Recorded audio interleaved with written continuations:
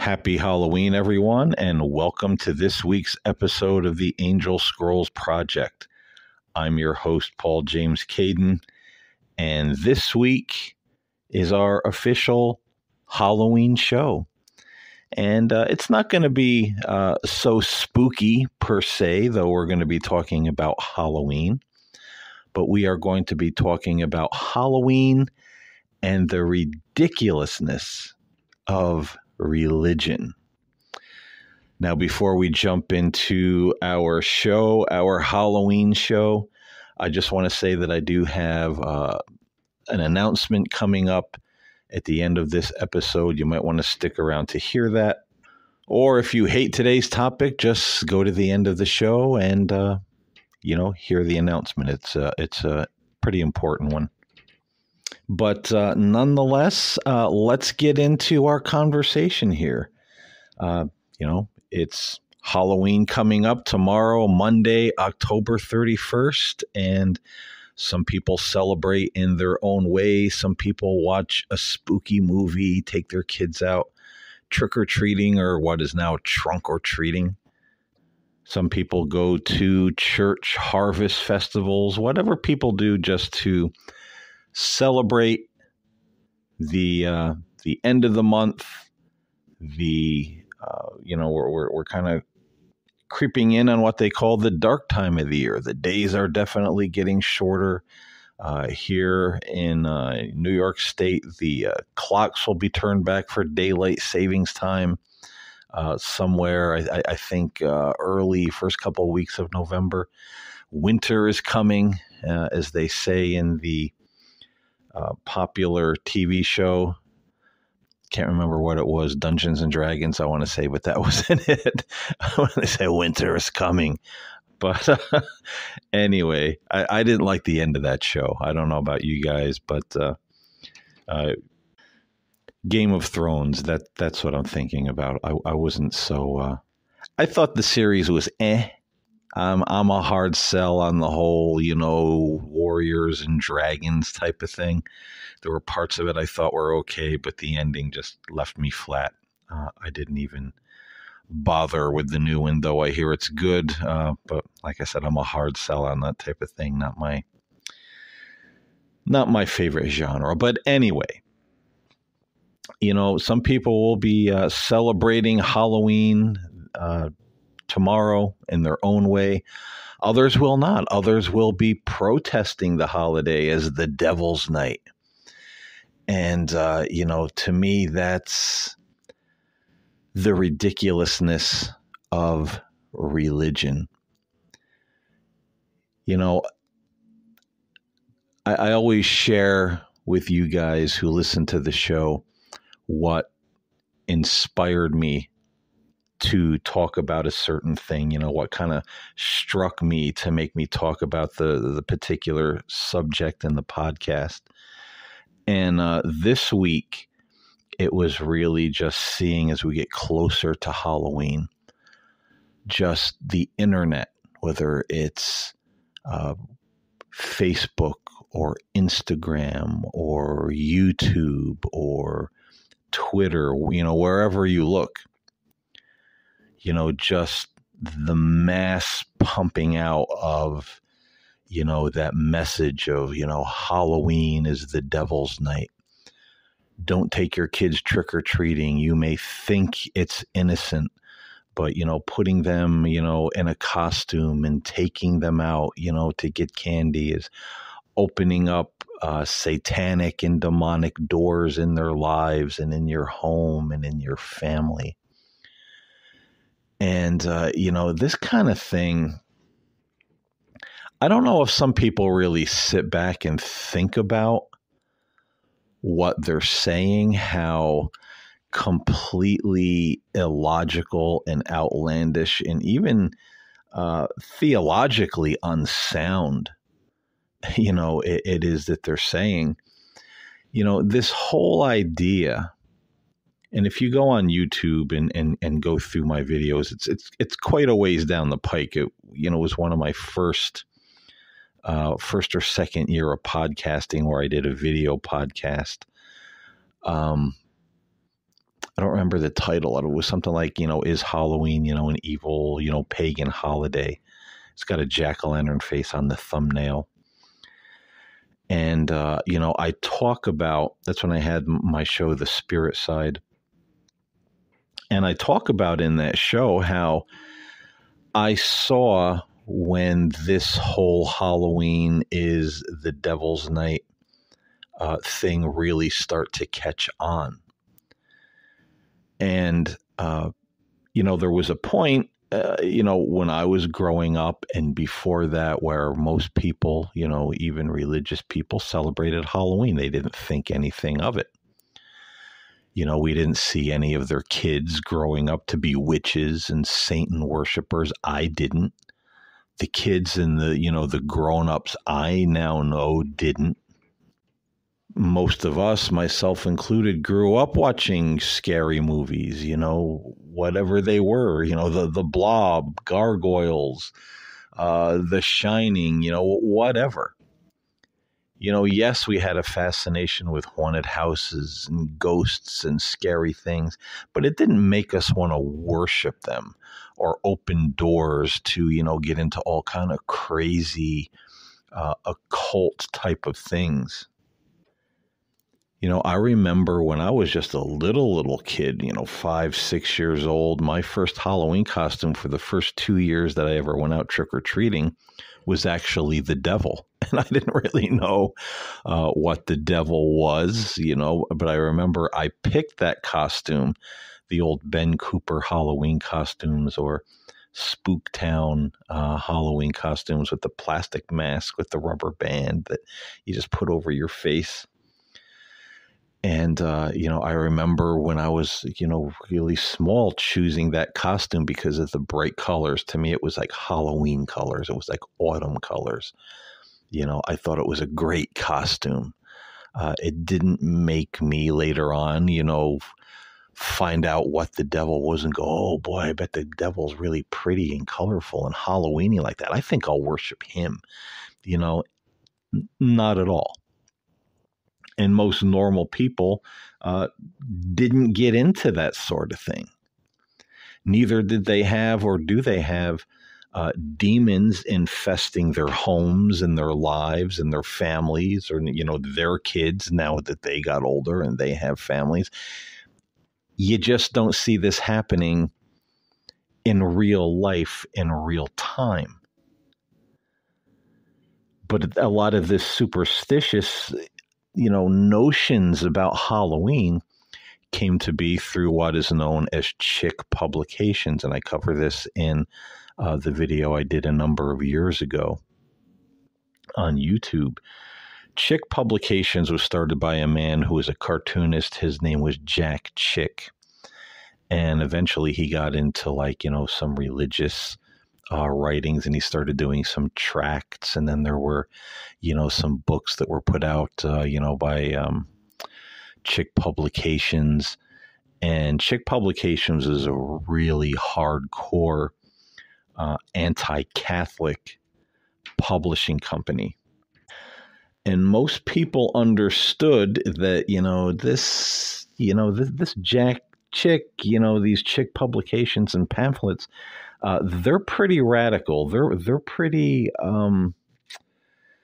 fanatical, and it was only the really kind of fanatical type of people that, you would see passing out, chick tracts, at that particular time. But it was not a favored school of thought at all. Most of Christianity understood what it was. This was very fanatical type of stuff. And they stayed away from it, and they would even warn others against it.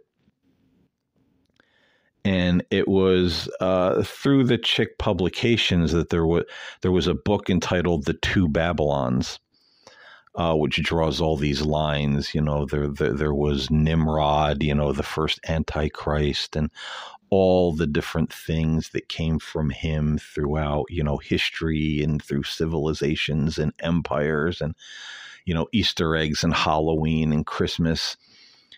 And, historians and scholars have really kind of ripped that book apart and said, Jack Chick here, really, well, it wasn't Jack Chick who wrote the book. I forget who the author was. But I believe the book was first published through Chick Publications. And, it has a lot of assumptions and just kind of, I guess you would call flights of fancy. This made sense to the author, so he put it in the book as a truth.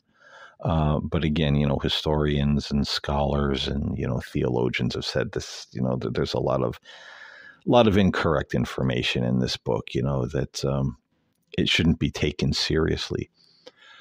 But it was, fast forward. Probably into the 1980s, Jack Chick, Chick Publications, some of the older books started to come into vogue.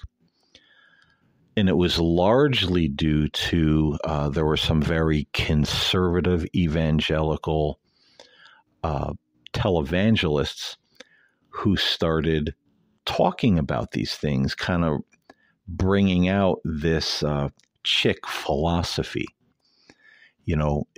mentioning and recommending the book, The Two Babylons. Oh, there's so much information in this. And this is a book that, they don't want Christians to read. And it was hard to get for a while. And it's being, it's been republished through this particular company. And what a resource.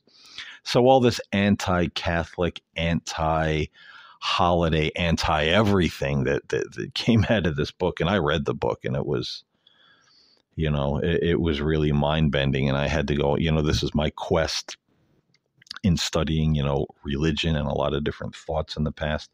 Then I went on the quest to find out, is this book so? Is this for real?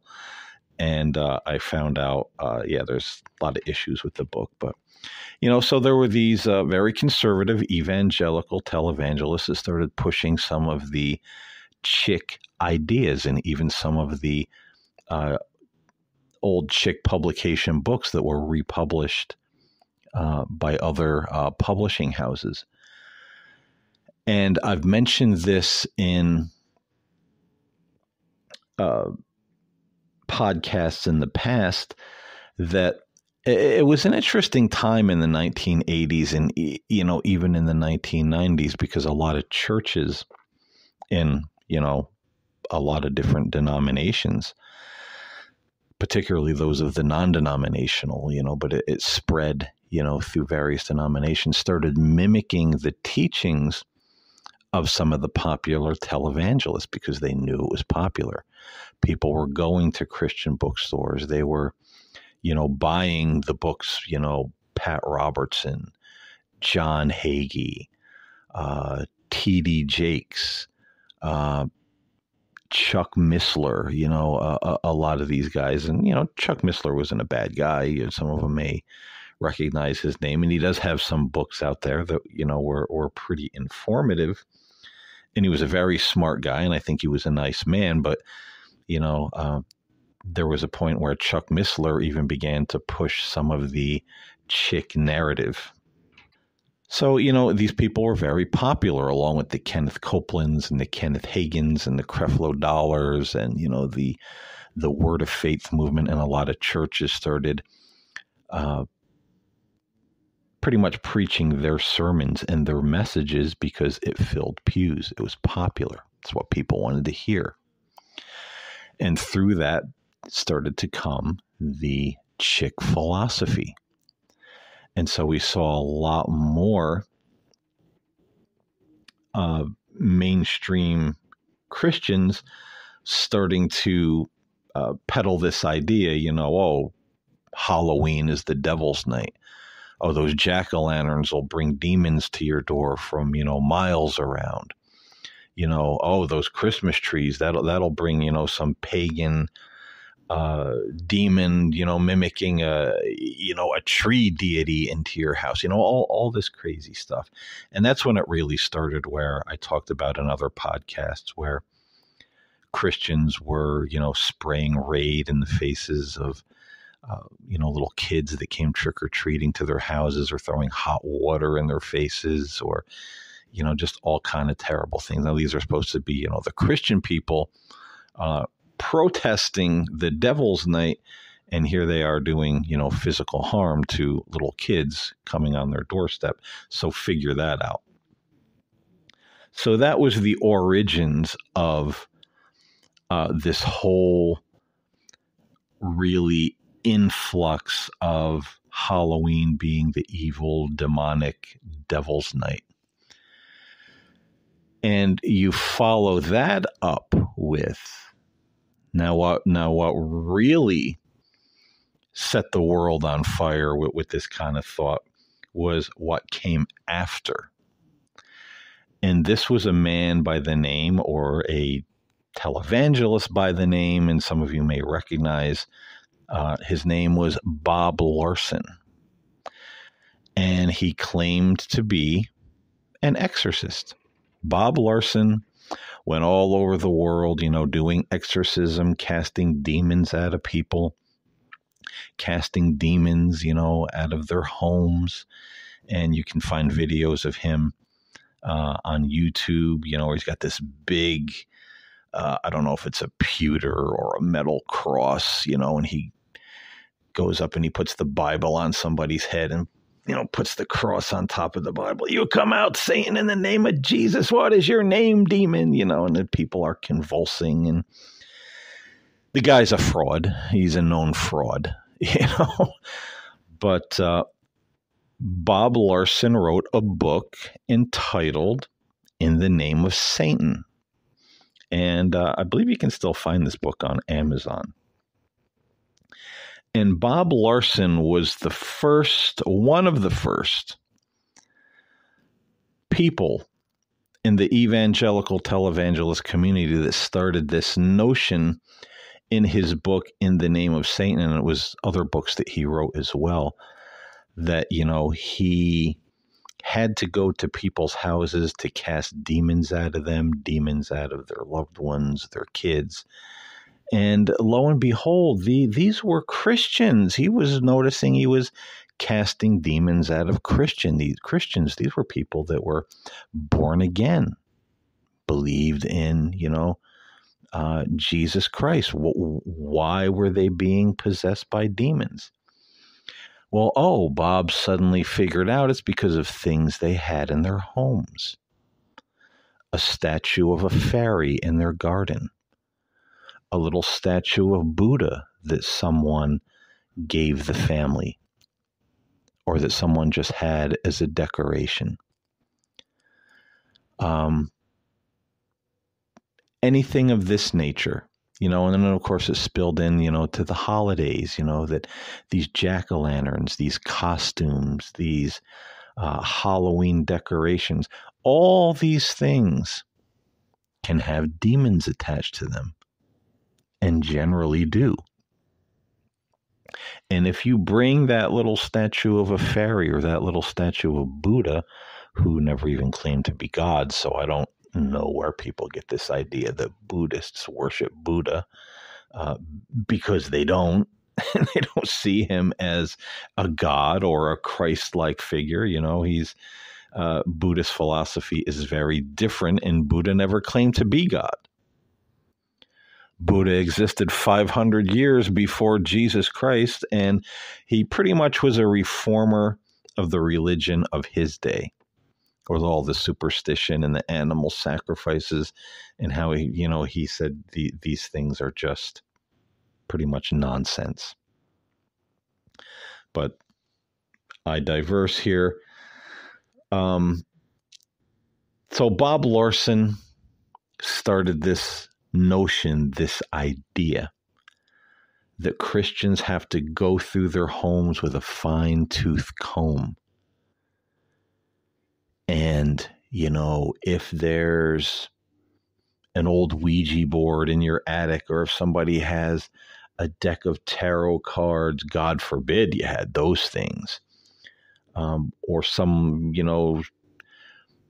family member that took a trip to Hawaii and got one of those little, souvenirs of a tiki god, the little wooden thing, kind of looks like a totem pole.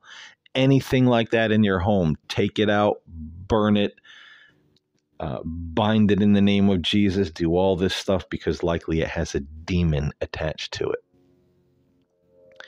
And this, ladies and gentlemen, through this man who is now known as a shyster and a fraud, but people still very much like Bob Larson. And I've known people, I've talked to people in my particular business and counseling business who were going to take a trip to see Bob Larson because they felt there was a demon in their lives. So he's still quite popular. You know, he doesn't have the best-selling books like he did, but he's still popular, and he still has this message out there. But In the Name of Satan was the book. And as I always say, I was alive and well on planet Earth and saw when this happened, and I read the book. And I saw what happened after that book came out. It was everywhere. That was the next flood behind the chick philosophy being pumped out through conservative evangelical Christians. And then it was wildfire. And it still exists today in a lot of people's minds, in a lot of Christian circles. And that's why you see a lot of this nonsense, you know, and I talked about it in one of my other shows, Christians claiming that witches are being called into the candy factories this time of year, satanic witches, to put spells on the candy. If kids eat the candy, you know, they'll be like ingesting a demon and dark magic, jack-o'-lanterns, you know, all this type of thing. You know, the very night itself of Halloween, October 31st, you know, lock yourself in and just pray and do spiritual warfare, because my God, you know, the whole thing is just permeated with demons and devils.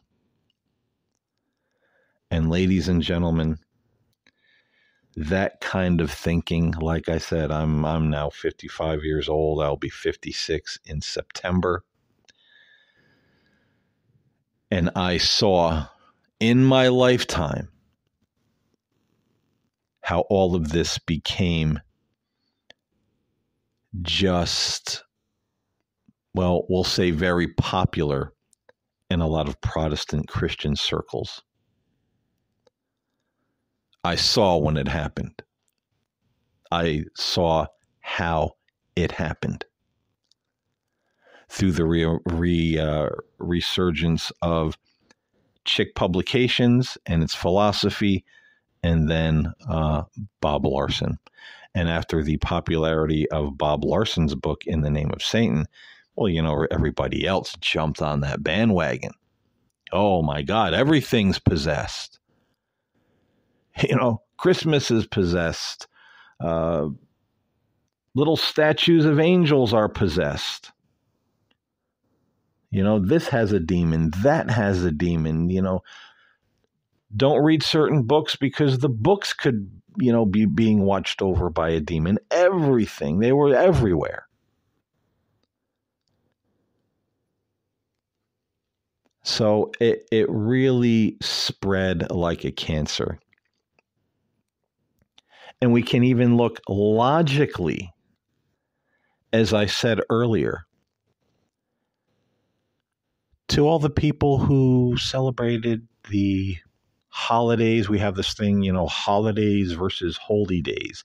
You know, everybody's got that, you know, nonsense that they got to throw out there this time of year. But we could look at the holidays. Nobody got into the occult. Nobody was possessed. Nobody was having demons in their homes. Family members weren't getting possessed. I mean, for God's sake, how many people did you know growing up that had in their home a little statue of a fairy or a leprechaun or something of that nature. A little Buddha statue, or what, something that has kind of a magical legend or mythos around it, a little figure, a little picture, a little charm.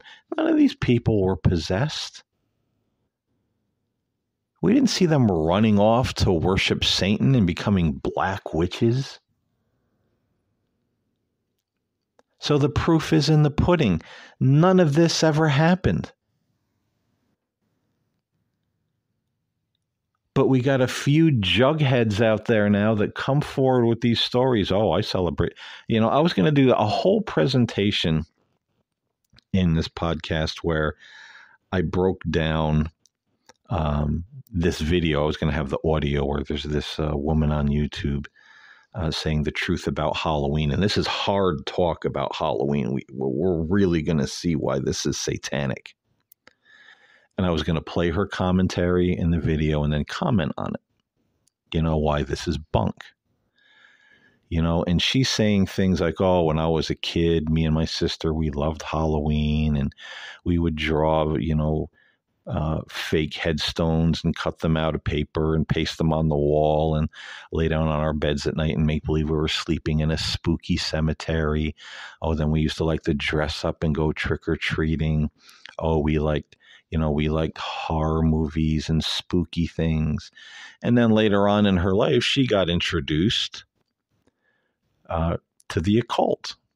Light at first, and then it got heavier, where she got involved with some people, I guess, that were doing some things that I don't think I would be doing. I don't think any normal person would, whether they be religious or not. And then she says, oh, and then I found out what they do on Halloween night, and oh my God. All right, so you made the choice to get involved with these people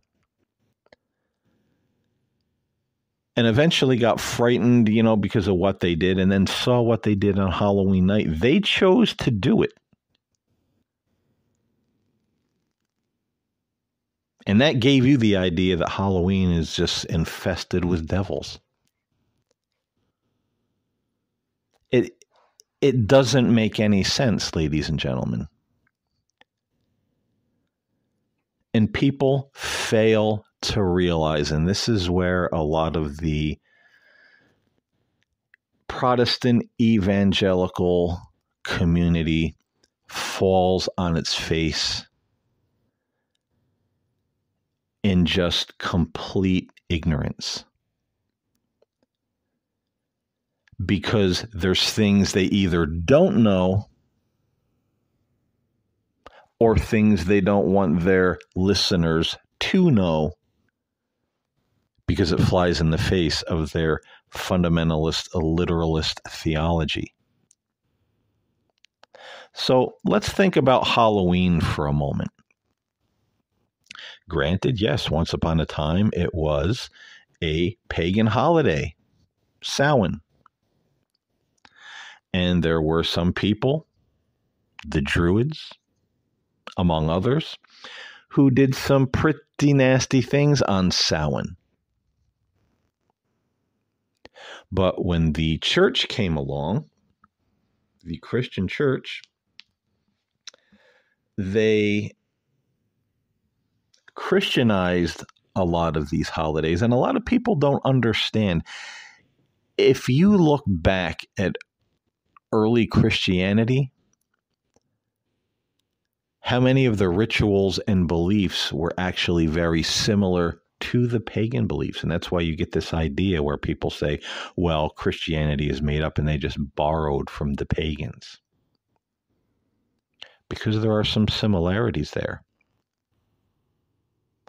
And that's why Christianity, as it took things over, it Christianized a lot of these pagan celebrations. What was Halloween? Hallows Eve, or All Hallows Eve, All Souls Day. It was a time to remember and pray for those who have departed. A lot of people don't know, especially in evangelical circles, early Christians used to go to the graves of the dead and pray for them. And if they were a particularly saintly person, they would actually go and ask that person to pray for them in heaven to help them with some difficulty on earth. This was not a Catholic invention. This was something that Christians were doing before the Roman Catholic Church came into vogue. Then it became the idea where religious people would make what are called soul cakes. They were a little, raisin cookie thing. They're actually quite good. You can find a recipe online. I would say, look up a recipe for soul cakes, make some for Halloween, and try them. They're awesome. And so they would make soul cakes, and a lot of people would hand out soul cakes to the poor, or they would take the soul cakes and eat them in the graveyards as they prayed for the dead. And it actually became a thing. All Souls Eve, All Hallows Eve, that, and I don't remember how the whole thing went, where I don't know if it was just the poor people or all people, they would go to the houses and they would give them a soul cake. I don't remember what that whole thing represents, but there's a lot of Christian tradition in what is now Halloween. Now, granted, it got mixed in with the jack-o'-lanterns and this and that. But again, if you're going to sit there and say that a pumpkin's a pumpkin until you carve a face in it and put a candle in it, now somehow it's a beacon for demons. That just doesn't make a whole lot of sense. This is superstitious belief. And I always say, when I see this kind of thing on the internet, in just droves this time of year, I got to be honest, folks, it kind of turns my stomach.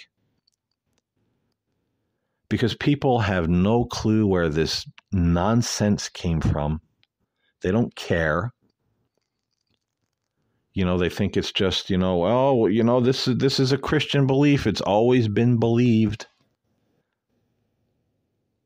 Or it was hidden from us, by, Big Brother in the closet or whatever. It wasn't, and it's not. This is a relatively new movement of this whole holy days versus holidays thing that started, maybe in the mid-late 70s where it started to creep in a little bit, but through the 80s and the 90s is when I really noticed the explosion because of the resurgence of the Chick philosophy and the Bob Larson books. But like I said before that, there were millions of people, hundreds and thousands of people that celebrated Halloween in the United States alone. And we didn't see them becoming devil worshippers or being possessed by demons. And I always say, if religious people took the amount of time they do peddling this mental diarrhea, as I call it, and excuse me for the description, if they spent as much time helping the poor, the lonely, ministering to the sick, bringing the actual gospel message to people that are confused or feeling hopeless or afraid, I think they'd really be doing something and get far in what they're trying to do. But no, we're just filled in religion and in Christianity, just filled with superstition and ignorance. Everything is of the devil. This is what it's become. And people are fixated on the old pagan practices when they're supposed to be modern day 21st century Christians believing like old peasant pagans in the far-flung past. Careful of that pumpkin, it's got a demon. Careful of that bonfire, holy Jesus, there's devils floating all around it and they're going to get us. Oh, be careful of that skeleton on somebody's porch. That represents the spirit of death. Man, you don't want some jumping on you from that plastic skeleton up there, do you? Don't put that costume on Junior. Holy Jesus, he's likely to get possessed. That rubber mask is just teeming with evil spirits. I mean, come on, folks. Really? And if people believe that or want to believe that, I don't even know what to say. You know, I actually saw someone put out a video on YouTube a couple of days ago, you know, the satanic agenda behind all these superhero movies, the Marvel superhero movies that are coming out. Are you flipping kidding me? It's everything. And people call this Christianity. People call this the gospel.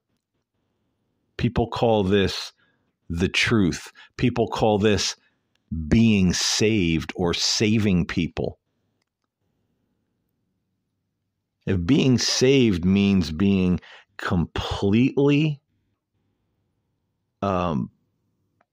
infatuated and obsessed with demons and darkness and devils, that I can't even sit here and do a podcast because, oh, my cell phone is actually a miniature black mirror and a demon's going to reach through and grab me.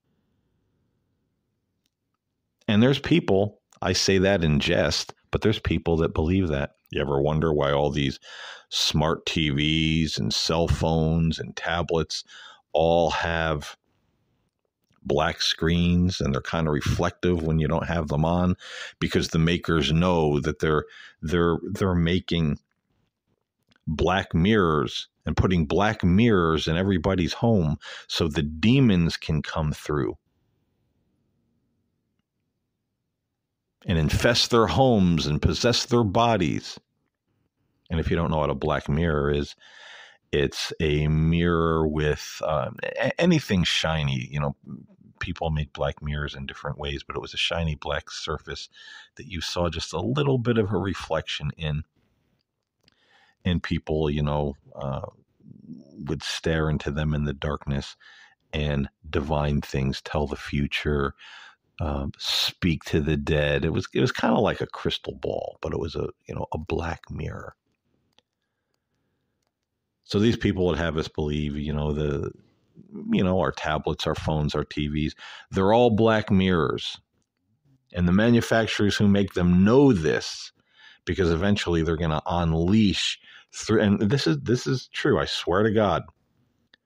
Eventually they are going to release through the cable wires that come into everybody's home and through the 5G and through the cell phone services, they are going to unleash a drove of demons that are going to come through the wires, that are going to come through, the cable wires, through the cell phone systems, through the airwaves, and they're going to come right through our TVs, right through our phones, right through our tablets, and they're going to stand right there in our homes and start taking over the earth,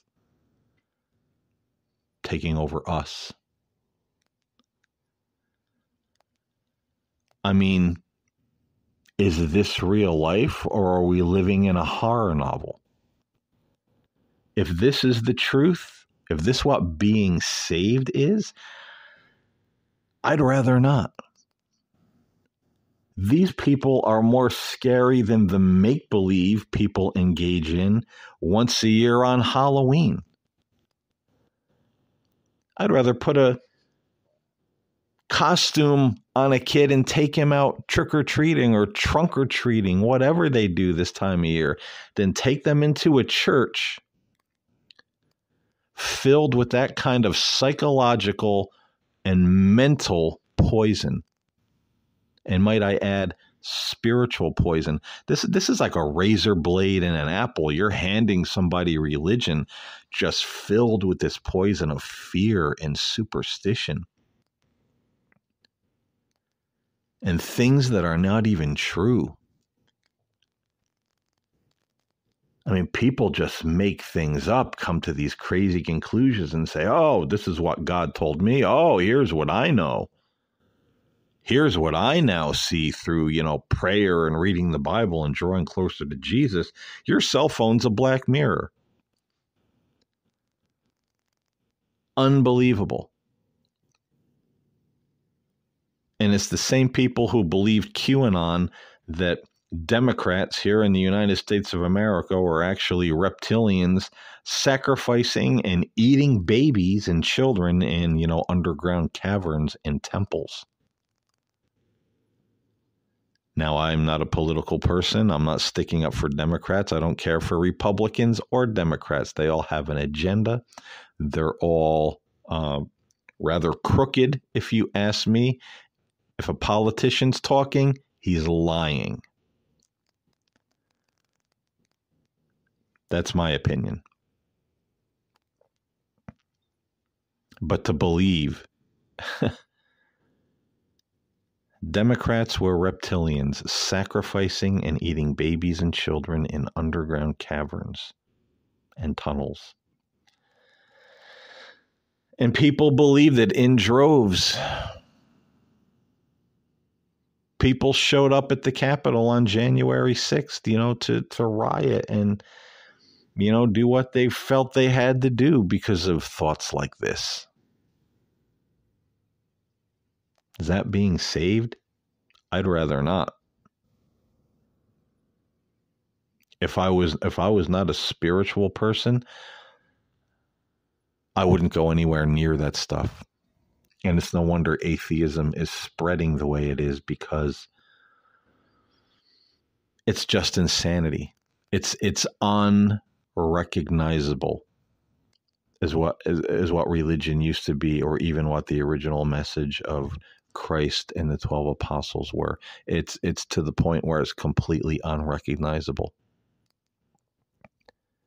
It's like a dark cult. A cult that doesn't practice and engage in the darkness, but yet it's just as obsessed with the darkness.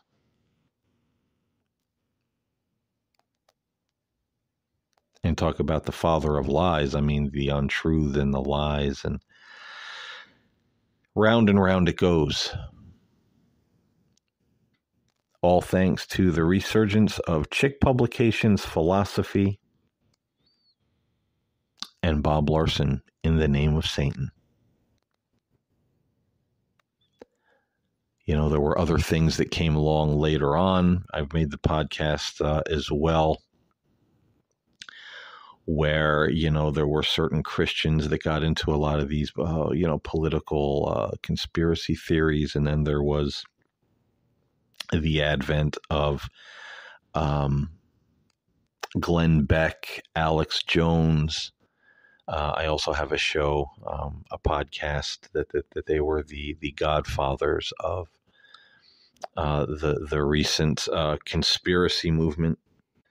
And these were people that were kind of, little known here and there. I guess Rush Limbaugh could be a part of that as well. He was that way to a certain degree. And then these people got thrust into the mainstream. And who was it that made them very popular? Evangelical Christian televangelists. Pointing to these people, going to these people's rally. I remember John Hagee and other televangelists were it. Glenn Beck's rally in Washington, D.C., X amount of years ago. So, they kind of push the narrative. These guys are telling the truth. Oh, these guys are showing us where the Antichrist is coming from. And it was the perfect storm between Chick Publications, Bob Larson, and the talk show host that pushed a lot of conspiracy theories. And I watched these guys for a while. I watched Glenn Beck. I watched Alex Jones.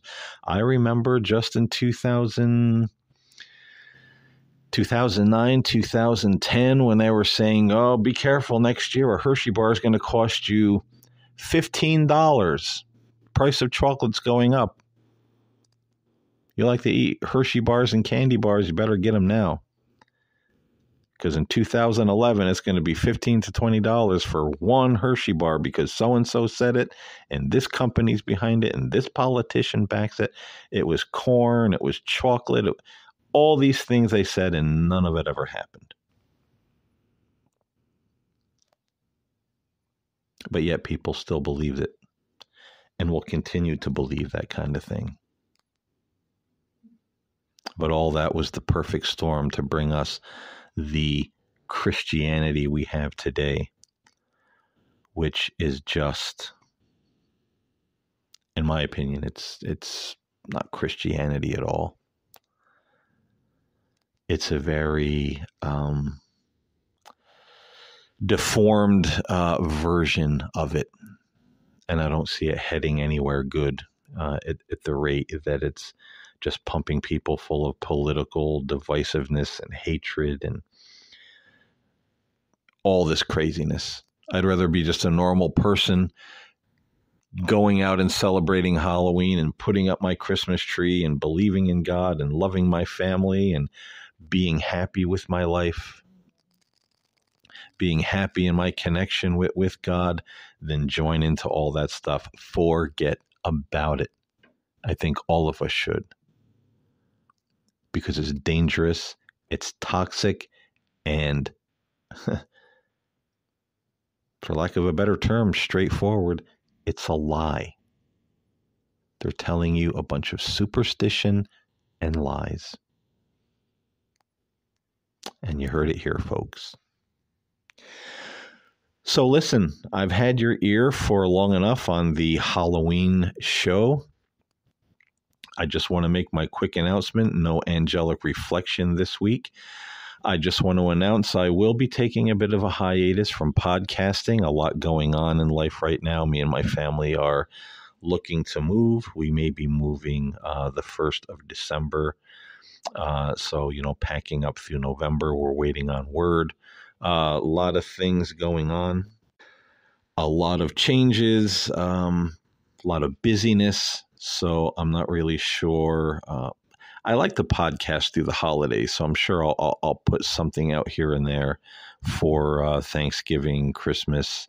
I like to talk about the angels and little messages of hope. But I'm definitely on hiatus, and I think I'm officially just hanging up podcasting for right now, at least till the end of the year. Like I said, I'll be around here and there because I'm sure that I'm going to probably come back with something, but right now life is just busy, and life is just kind of busy and changing. I'm one of the last of the Mohegans. When I started podcasting, there were a bunch of people that I knew doing it, and all of them have stopped, all of them have fell away, and I'm the only one left. And now, at least for right now, I'm hanging up my spurs.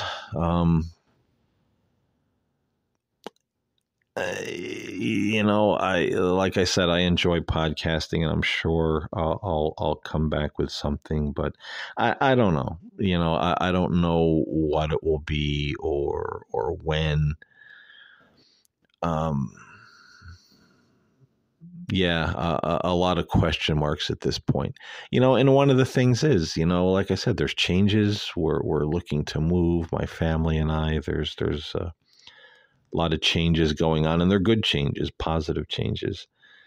And as far as doing something like this, it's just a lot of people are hanging it up because it gets very unrewarding, to put time and effort and try to be honest and realistic, and people just don't listen, or they listen to the show and they don't listen because they'd rather believe the superstition and the conspiracy and the craziness over, something that is level-headed, and trying to take the middle path and be more honest about where a lot of this kind of modern day anger and superstition and craziness is coming from. It's kind of unrewarding in a way. And that's one of the big reasons, a lot of people that I know don't do podcasting anymore. Because they were good people, they were honest people, they were people that did their research, and people who were educated, and people who were smart, and people who came in and told the truth and said, hey, this movement that's happening, be careful because, and all people wanted to do was get online, on Facebook, on, wherever they were, and just, oh, you're so full of it, you don't know what you're talking about. All the arguments, all the ugliness, and I get emails and comments that way as well. But it just seems not a lot of people care. Not a lot of people care about anything that's true, anything that's honest, anything that's balanced, anything that's not completely outrageous. So for right now, I'm going to fall back into the shadows a little bit. Like I said, keep an eye out. I'm sure I might put something for holiday season. I enjoy podcasting. I look at it as a little ministry or service to humanity, if you will, to try to bring reason and hope and good things, into people's lives that listen. And it doesn't really matter to me whether it's 1 or 1 million, but I don't know, the rudeness, or, people listen and, they really don't comment. They really don't reach out with thoughts, opinions, or just to say, hey, I agree, or hey, thanks. I don't know. I think a lot of people, when we podcast, we're looking to build a little bit of a community as well, like-minded others to gather around certain subjects, and you just don't see that. It's either crickets or it's attacks. So yeah, it can be frustrating. So I'm going to be in the shadows for a little bit. Like I said, I may be around here and there, but I don't think I'm going to do any weekly shows. And I'll figure out what the future of everything is later on. If I want to come back with a show or not. But stay tuned. I'll let everyone know what my final decision is. What happens after all this? It's not going to be till after the new year, I think, when I make any final decisions. But until then, for those of you that do listen, stay in the light, stay in love, and walk with the angels. And I'll talk to you when I talk to you. God bless and peace out.